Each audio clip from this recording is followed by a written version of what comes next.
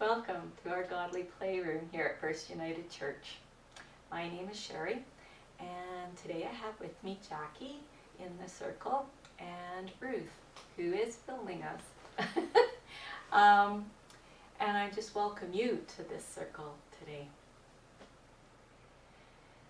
So, I wonder if you are ready for godly play today. I'm finding a little bit of trouble getting ready. This is a really big story, and I've had a very busy week, 2 weeks.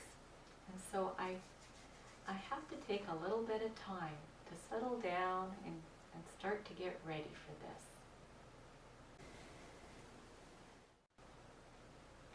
You can see by the colors all over this room that we're in the color green. So we passed through the orange creation time. And we're about halfway through this smaller green and growing season. So I think that it's time to light our candle.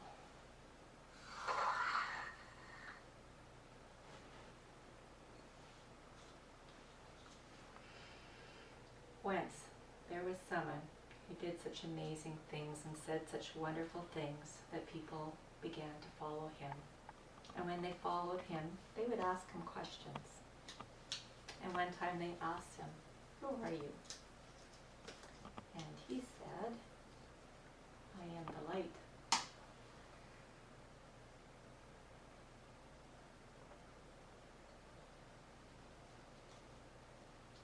It's a beautiful light today. Just like it's light outside today. It's a sunny day today. It might not be when you see this, but when we're filming it, it is. After a very dull and gloomy day yesterday.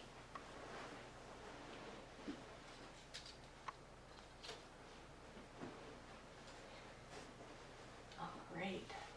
So what do you need to get ready to hear this story? I think I'm going to take a deep breath. I'm in my ready position, and I've got the story here.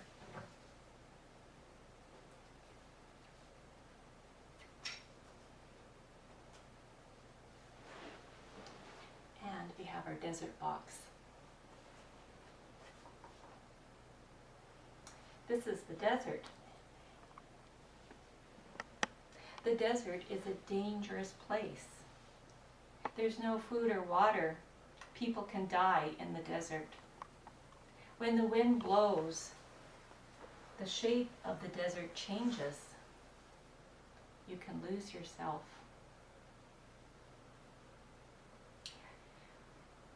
The sun is so hot that people wear a lot of clothes to keep from the sun burning their skin. When the wind blows, the sand stings your hands and your face. You need protection from the blowing sand. At night, it is cold. People wear a lot of clothes to keep warm. The desert is a dangerous place.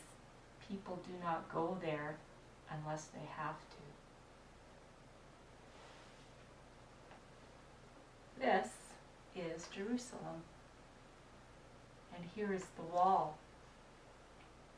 Inside the wall is the temple that the people built for God.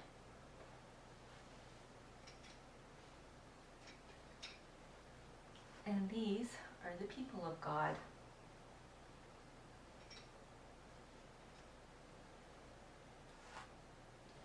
People knew that God was in the temple, but they also believed that that was the only place where you could pray to God.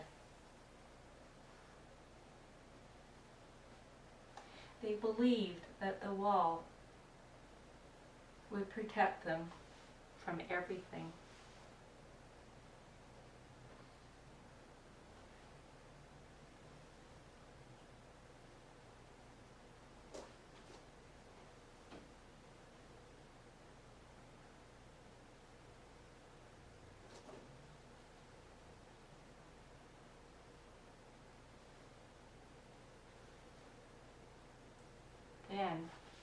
Assyrians came.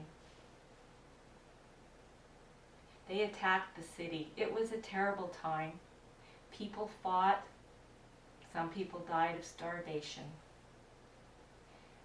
Then, finally, they went away. But then, the Babylonians came, and they did not go away. Their king wanted Jerusalem for himself.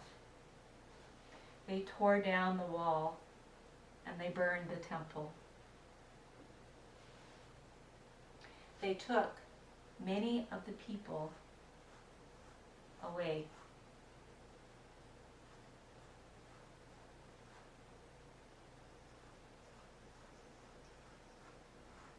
Only a few were left in the land.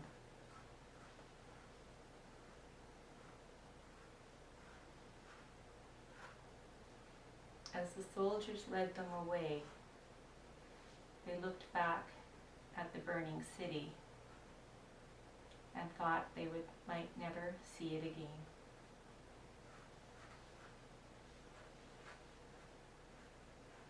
As the soldiers walked them through the desert, they had to do what the soldiers said. They had to go to bed when the soldiers said. They had to eat what the soldiers said. They had to do what the soldiers said. They had to go where the soldiers said. And they had to go to bed when the soldiers said. They grew weary, and some died.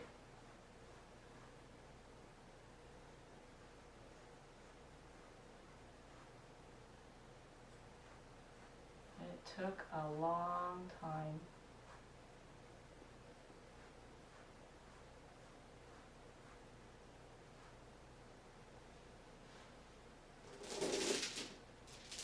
They were in exile. They could not go home.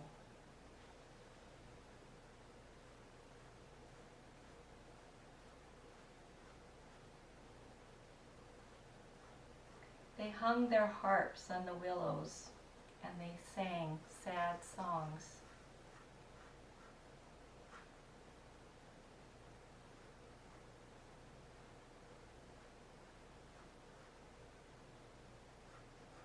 They dreamed of Jerusalem and the temple, but they could not go there.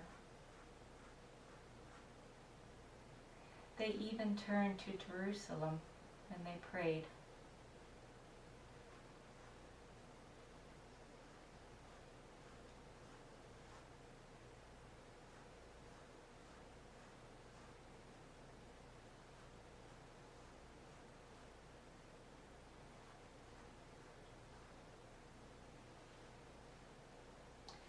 Slowly, the people began to understand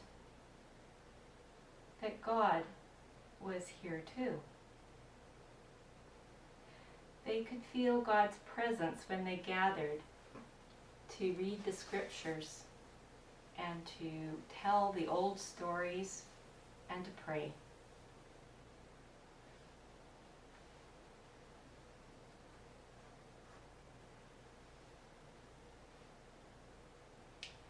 The king allowed many of the people to work. So some, they started little shops, and some even worked for the king. They were shocked when the king of Persia came with his armies and took Babylon.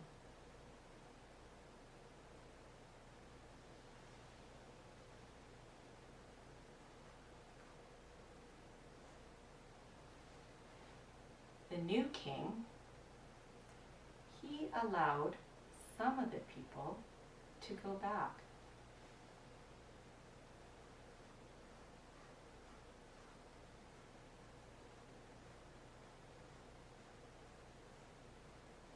Some went with Ezra.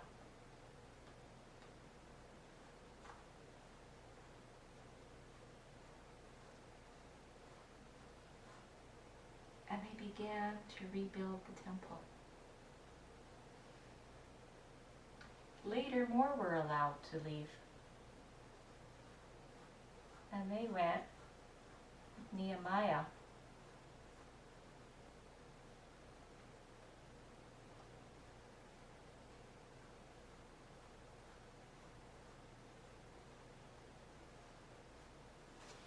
And they began to rebuild the wall.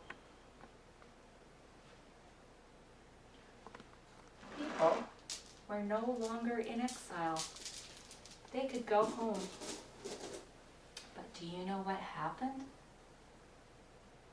Not everybody went home.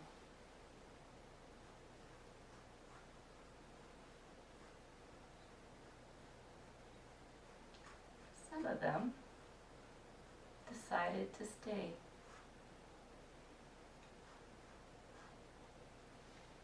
Because they had learned that God was in this strange and foreign place too.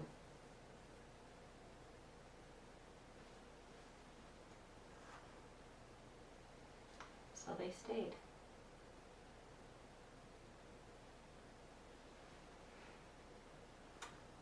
So, I wonder what part of this story you liked best.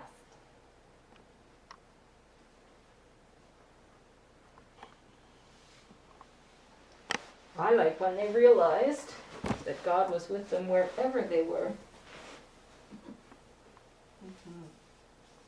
Even all the way over, far, far away in Babylon, they weren't alone.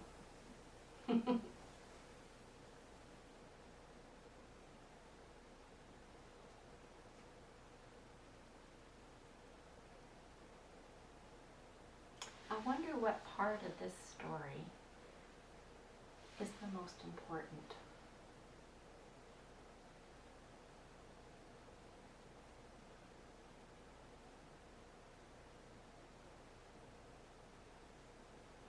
Maybe it's the same thing. I wonder if they knew that God was with them in that exile journey, right? When they had to do everything that the soldiers said. And it was long and some people died and Maybe they didn't know then.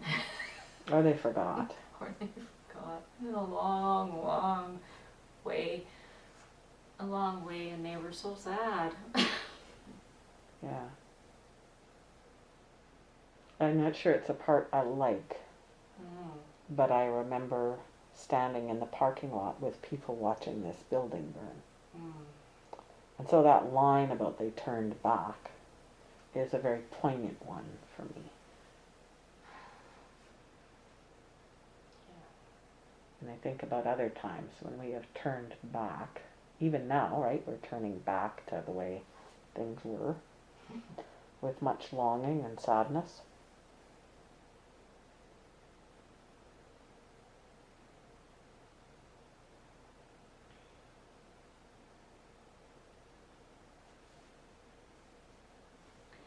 I wonder if there's a part of this story that is about you, or where you might be in this story.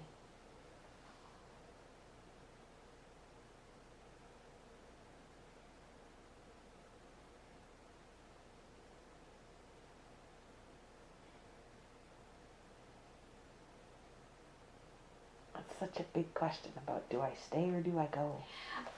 I thought a lot about that too. I thought, after all those years making a new home in a new place and maybe starting up a little shop, would I want to leave all that and go back?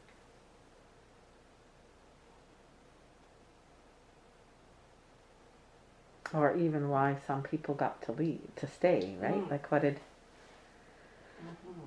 they have a special job, or did they hide from the soldiers, or Maybe.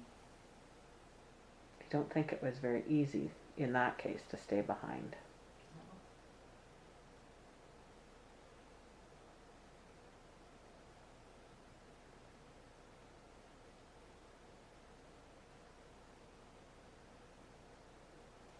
I find myself getting caught in wanting to go back at times. But then I learn so many times that moving forward is so much better. And being willing to take the risk to try something new. Yeah. I wonder if there's any part of the story we could leave out and still have all the story we need.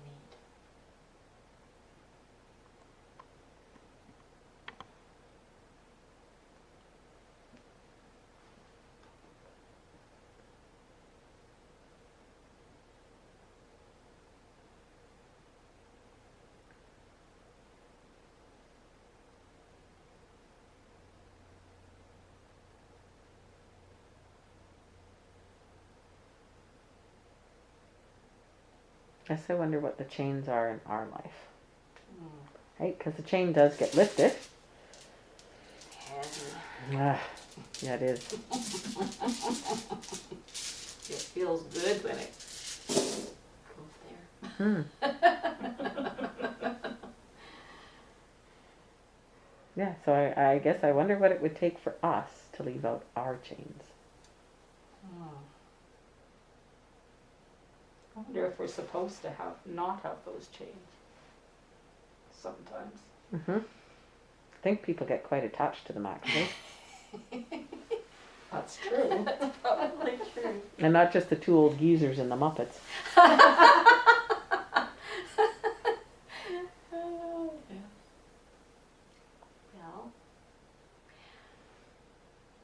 Well, I'm going to put the story away now, and while I do that, you can think about what you might want to do for response time today.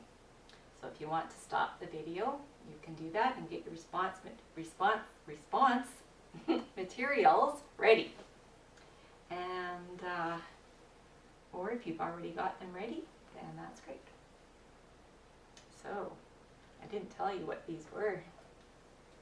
They're the rivers, Euphrates and the Tigris River. Two very important rivers. And this, the city of Haran, the city of Babylon, and of course, the people of God.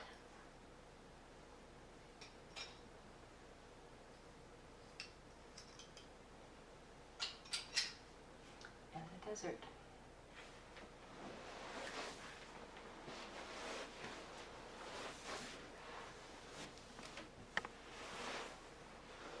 Well, I will get a response ready today. So, today I chose to work with some clay because I haven't done that in a very, very long time.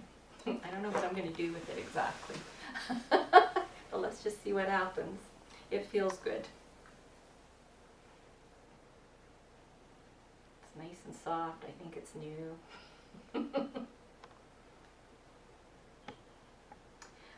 So, I think I'll just roll a little bit out. And I guess what I'm thinking about is the story. And I was thinking about how it's sometimes hard to relate to that story because so many of us have never been forcibly told that we had to move. It's happened many times in history to people, but not in my lifetime. In my life, I should say. Yes, in my lifetime, there have been people all over the world that have had to, had soldiers come and told them that they had to leave. I just can't even imagine it. All the times in my life when I've moved, it's been my choice. Although it's still hard sometimes to move, because you know you're going to miss. You're going to miss where you were before, even though you're excited about where you're going. There's always lots to miss. I know when I left my home, where I grew up, to go away to the city, to go to school, it was hard to leave the farm. But nobody told me I had to. A little bit different. I think, you know what I'm thinking now? I really like sometimes the story, the part about the temple and the building of the temple.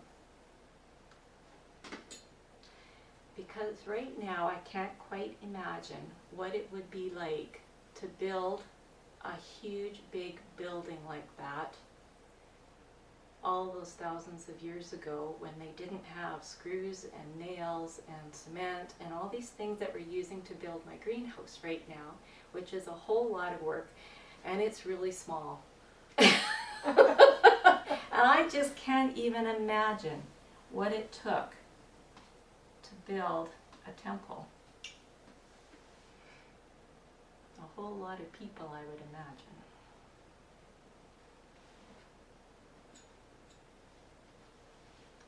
I'm not really sure what that temple would have looked like, if it would have looked sort of like a castle or just a big stone building, or I'm not sure.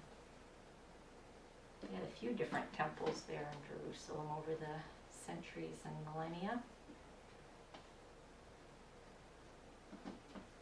But I'm sure that it took immense resources to build that temple, and I just can't imagine what it would have felt like to them to have it destroyed. Maybe that's a part I'd like to leave out of the story. It seems like there was always one army or some king wanting to go and take somebody else's land, take somebody else's city, and destroy it. And it just seemed to go on and on and on and on, one after another, and you wonder why. They would have just helped each other. It wouldn't have been such a good story then, though, I guess. It would have been a different story.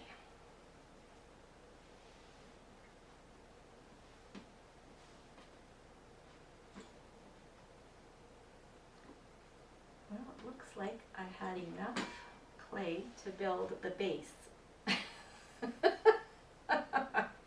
And that's probably about 20 years' work.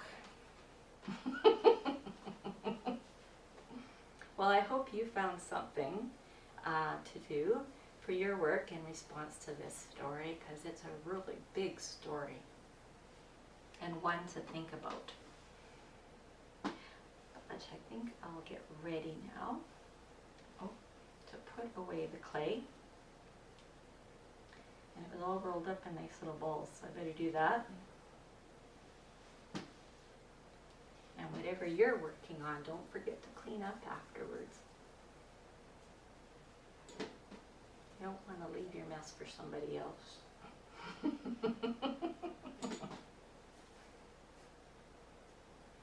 While I'm putting this away, you can think about your feast and what you might like to have for your feast. And I am going to put this away and wash up, and I'll be back. Hi, and welcome back. We're ready to start our feast, but first we should say a little prayer. So each of you can think of something you're thankful for as well. Today I'm going to say I'm very thankful for our homes and for the things that make it feel like home, and those people that make it home, and for God being there wherever that home might be. Amen. Great. I'm going to clean my hands.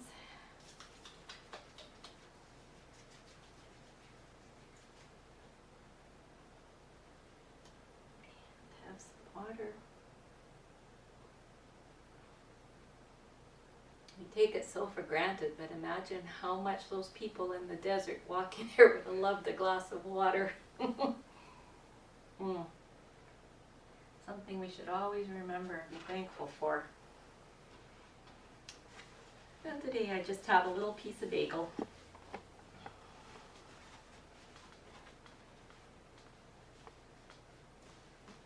A little bit chewy. So I think before I put it in my mouth, I'm going to ask you a question because it's going to take me a while to chew this. So I wonder if you've ever had to leave your home. Maybe for a short time or maybe forever to a new home. And I wonder what you would bring with you if you had to leave your home.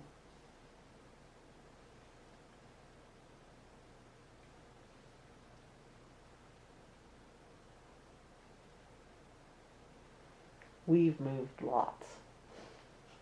And for me, it's always, when I take the pictures down off the wall in my old house, we're leaving. And when I put pictures up in my new house, this is home. Doesn't matter how many boxes there are or aren't left, right? For me, there's something about having my beauty on the walls around me that says this is my space now.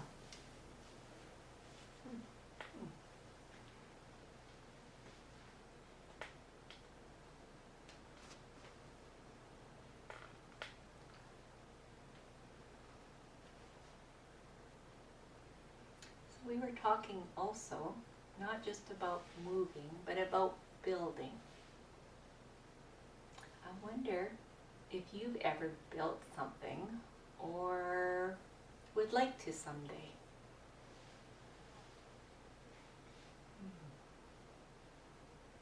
I've had to build lots of Lego things with friends at work, and it's been lots of fun figuring out how those pieces will stay together.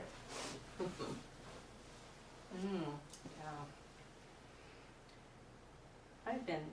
I have a building project going on. I can't say I've done a lot of the building. I'm not much of a carpenter. But I help a little bit wherever I can, but I'm getting a greenhouse built. And that's very exciting. I've wanted one for, about as long as I can remember. So the foundation is built. It didn't take 20 years. It just felt like it. And it's coming along. And tomorrow we'll do more work on it and maybe we'll get some sides up. But I'm looking forward to it and hopefully it'll be ready for the spring when I put my new plants in there. And I'll start some herbs and vegetables and if it's ready. In Canada or in Alberta, you never know what the weather's going to be like. So building projects in the fall are always an unknown. But someday I will have it. Sometimes you just need patience.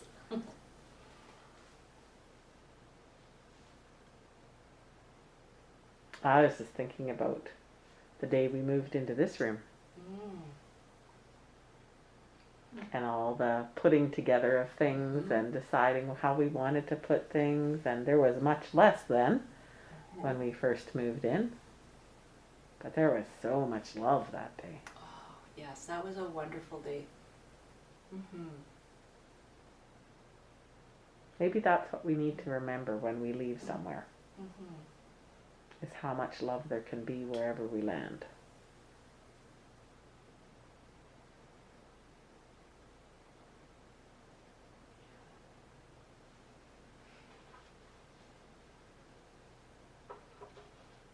That was a nice bagel, but it's definitely a chewy one.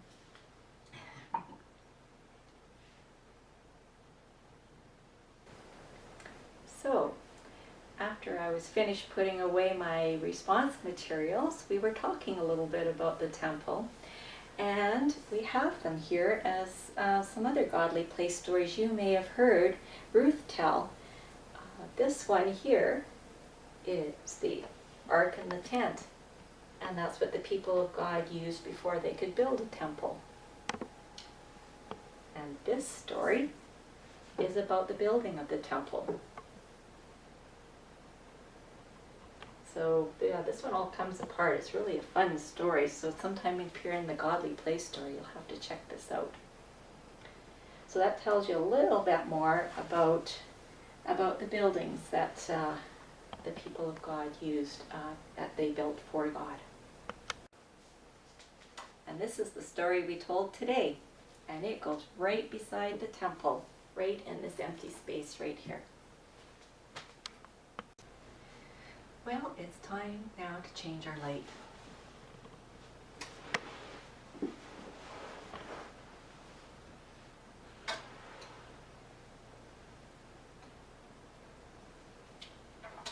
Our light that's been shining through our whole story today has just been in the one place.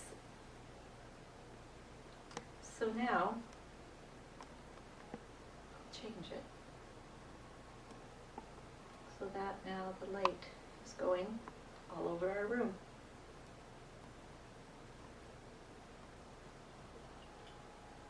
And it's still there even though you can't see it.